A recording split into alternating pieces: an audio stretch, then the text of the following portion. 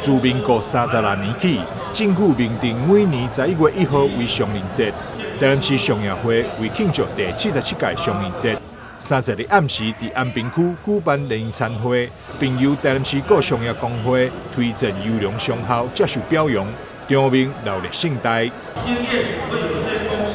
台南分公司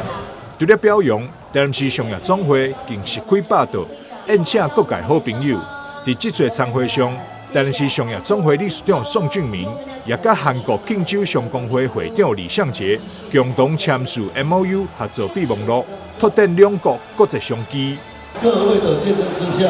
我们要跟大韩民国的3位来签这个，也是签这个 MOU 这两边双方经济交流的那个备忘录在大家今天这个愉快用餐的晚宴上，我们等一下要跟那个韩国的商业会来签这个 MOU 我们有跟那边做生意有来往的有交流的，有遇到面临什么问题，我们都可以两边的商业会都可以来启动协助促进两岸的这个经济的交流。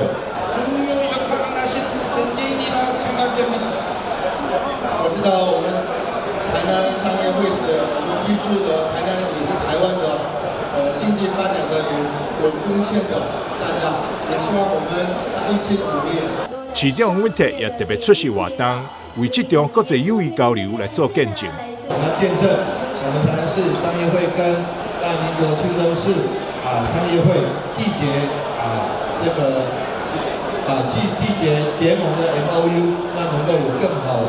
的促进两个团体、两个城市，甚至两个国家的进一步的这个密切往来。台南市商业总会配合政府政策，肩负起活络地方商业活动的重责带领，除了拓展地方的商机，更担任起商业界甲政府沟通的桥梁，做伙来拼经济。记者张世伟采访报道。